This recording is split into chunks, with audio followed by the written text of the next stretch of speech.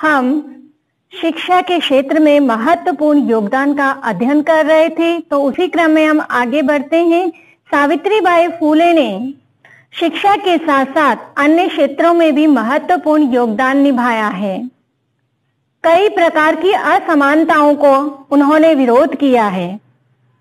उन्होंने मानव समानता और स्वतंत्रता का समर्थन किया है। तो इस अध्याय में हमें वही बताया गया है कि सावित्रीबाई फूले ने नारी शिक्षा के लिए महत्वपूर्ण कदम उठाए हैं और सर्वप्रथम पुणे नगर में उन्होंने कन्याओं के लिए एक अलग विद्यालय प्रारंभ किया था। और जो अछूत कहे जाने वाले समुदाय हैं, अछूत और तिरस्कृत समुदाय की बालिकाओं के लिए भी एक दूसरा विद्यालय आरंभ किया था। तो इस तरह से सावित्रीबाई फूले ने शिक्षा के महत्व को समझा और समाज में नारी शिक्षा को स्थान दिलाया था और अनेक सामाजिक कुरीतियों का उन्होंने विरोध किया और मानव स्वतंत्रता और समानता का उन्होंने बार बार समर्थन किया। आइए उसी का अध्ययन हम आगे करते हैं। तो देखिए, सामाजिक कुरीतिना नाम सावित्री मुखरम विरोधम अकरोत्। विधवानां शिरोमुण्डनस्य निराकरणाय सा साक्षात् नापिते मिलिता। फलतः केचन नापिता अस्यां रूढो सहभागिताम् अत्यजन्। एकदा सावित्र्या मार्गे दृष्टं यत् कूपं निकषा शीर्णवस्त्रावृता तथा कथिता निम्न जातिया काचित् नार्या जलं पातुं याचते स्म। उच्चवर्गीया उपहासं कुर्वन्तः कूपात् जलोद्धरणम् अवारणाय सावित्री एतत् अपमानं सोढुं न शक्नोति। सावित्री एतत् अपमानं सोढुं न शक्नोत्। सा ता स्त्रिय निजगृहं नीतवती। तडागं दर्शयित्वा अकथयत् च यत् यथेष्टं जलं नयत्। सार्वजनिकोऽयं तडागः अस्मात् जलग्रहणे नास्ति जातिबन्धनम्। तया मनुष्याणां समानताया स्वतन्त्रतायाश्च पक्षः सर्वदा सर्वथा समर्थितः। शब्दार्थ: मुखरम प्रबल, नापिते नाई लोगों से, दृष्टम देखा, निकषा पास, नार्य स्त्रियां, अत्यजन त्याग दिया। इसी का हिंदी अनुवाद का अध्ययन हम करते हैं। तो देखिए, सामाजिक कुरीति नाम, सामाजिक कुरीति नाम सावित्री मुखरम विरोधम अकरोत्। सामाजिक कुरीतियों का सावित्री ने प्रबल विरोध किया, जमकर विरोध किया। उन्होंने सामाजिक कुरीतियों को मिटाने का भरसक प्रयास किया। विधवानां शिरोमुण्डनस्य निराकरणाय सा साक्षात् नापिते मिलिता। और विधवाओं की जो शिरोमुंडन की प्रथा थी, सिर मुंडन करने की जो प्रथा थी, उसके निराकरण के लिए वह स्वयं नाई लोगों से जाकर मिली और इसका विरोध करने के लिए या इस प्रथा का त्याग करने के लिए उनसे उन्होंने प्रार्थना की। तो देखिए, विधवाओं के सिर मुंडन के निराकरण के लिए वह स्वयं जाकर नाई लोगों से मिली। फलतः इसके परिणाम स्वरूप या फल स्वरूप केचन नापिता अस्या रूढ़ो सहभागिता अत्यजन। इसके फलस्वरूप कुछ नाइयों ने इस रूढ़ी को, इस प्रथा में सहभागिता निभाने से त्याग दिया। अर्थात कुछ नाई लोगों ने इस प्रथा को त्याग दिया। एकदा सावित्र्या मार्गे दृष्टम। एक बार सावित्री ने मार्ग में देखा, यत कूपम निकषा शीर्ण वस्त्रावृतः तथा कथित निम्न जातिया कश्चित नार्या जलम पातुम याचन्ते। इसमें एक बार सावित्री ने मार्ग में देखा कि कुएं के पास, एक बार सावित्री ने मार्ग में देखा कि कुएं के पास जीर्ण शीर्ण यानी फटे पुराने चिथड़ों में लिपटी हुई कुछ निम्न जाति की स्त्रियां जल पीने के लिए याचना कर रही है, प्रार्थना कर रही हैं। उच्च वर्गीय उपहासम कुर्वन्त।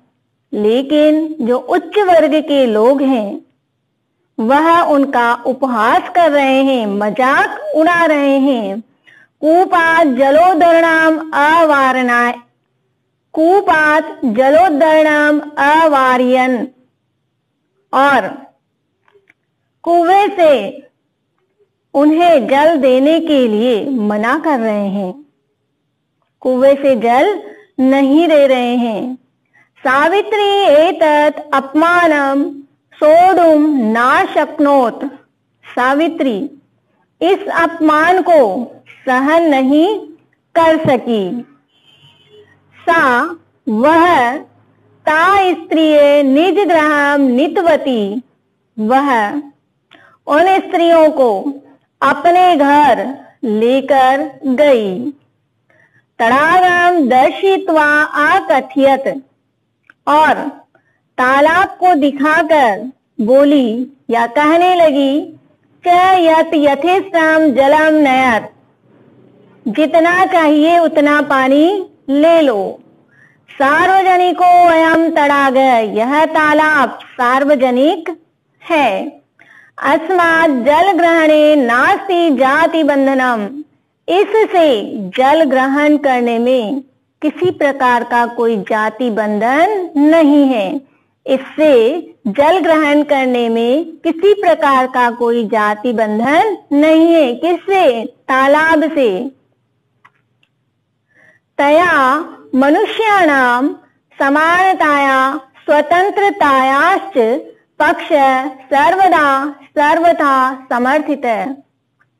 उसने मनुष्यों में समानता और स्वतंत्रता के पक्ष का हमेशा समर्थन किया। किसने? सावित्रीबाई फूले ने।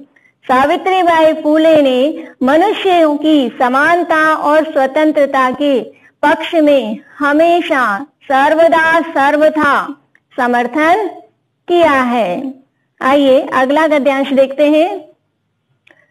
महिला सेवा मंडल शिशु हत्या प्रतिबंधक गृह इत्यादीनां संस्थानां स्थापनायां फूले दंपत्यो अवदानं महत्वपूर्णं। सत्यशोधक मंडलस्य गतिविधिषु अपि सावित्री अतीव सक्रिया आसीत्।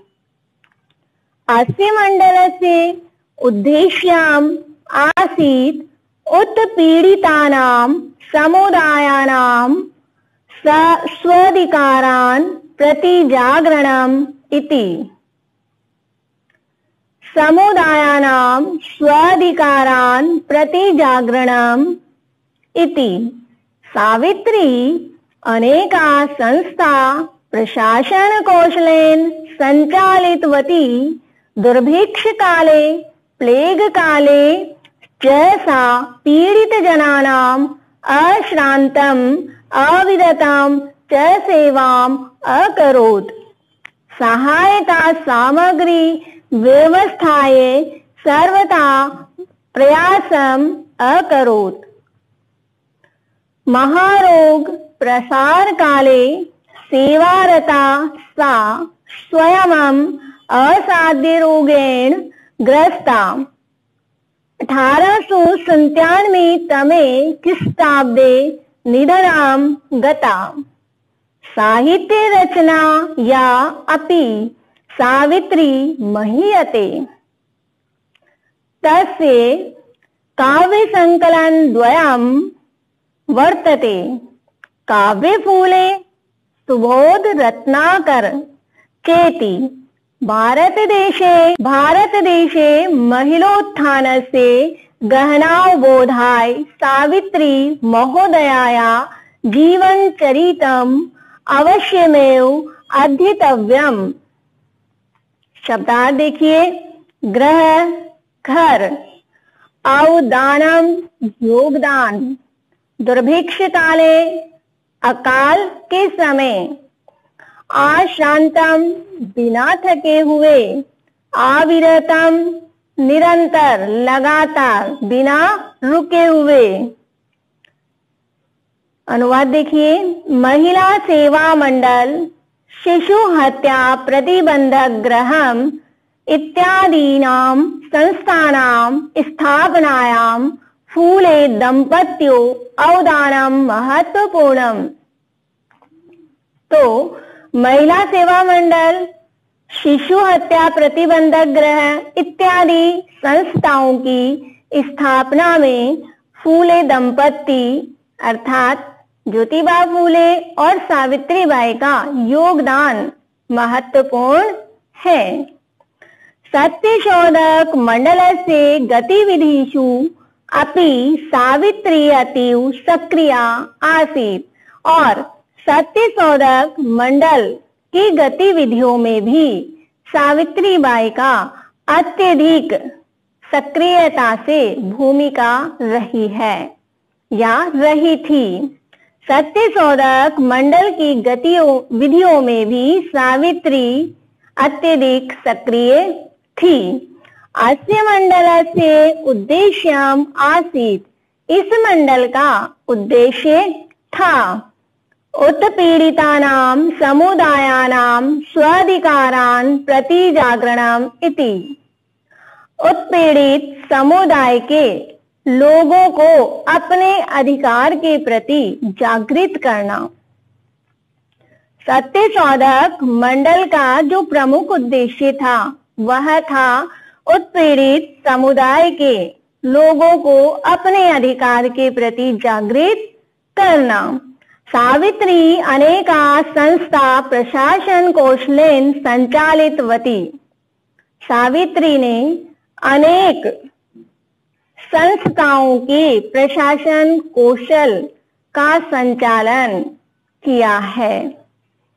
सावित्री ने अनेक संस्था के प्रशासन कौशल का संचालन बहुत अच्छे से किया। दुर्भिक्ष काले प्लेग काले च सा पीड़ित जनानां अश्रांतम् अविरतं च सेवाम् अकरोत्। अकाल के समय और प्लेग महामारी के समय पीड़ित लोगों की बिना थके हुए निरंतर रूप से सावित्री ने उनकी सेवा की। सहायता सामग्री व्यवस्थाये सर्वथा प्रयासम् अकरोत्। और सहायता सामग्री की व्यवस्था के लिए सावित्री ने हमेशा प्रयत्न किया। महारोग प्रसार काले सेवारता सा स्वयं असाध्य रोगेन ग्रस्त। और महारोग के प्रसार के समय सेवा में लीन वह स्वयं असाध्य रोग से ग्रसित हो गईं। 1897 तमे ख्रीष्टाब्दे निधनं गता और सन 1897 ईस्वी में उनका निधन हो गया। साहित्य रचनाया अपि सावित्री महीयते। साहित्य के क्षेत्र में भी, साहित्य रचना में भी सावित्री बढ़ चढ़कर हैं। तस्य काव्य संकलन द्वयम वर्तते। उनके दो काव्य संकलन हैं, काव्य फूले सुबोध रत्नाकर चेती। और वे दो काव्य संकलन काव्य फूले और सुबोध रत्नाकर हैं। भारत देशे महिलोत्थानस्य गहन व बोधाय सावित्री महोदया या जीवन चरितम अवश्यमेव अध्येतव्यम। भारत देश के महिला उत्थान के लिए गहन अध्ययन करना चाहिए। तो हमें किसका अध्ययन करना चाहिए? सावित्री महोदया के जीवन चरित्र का।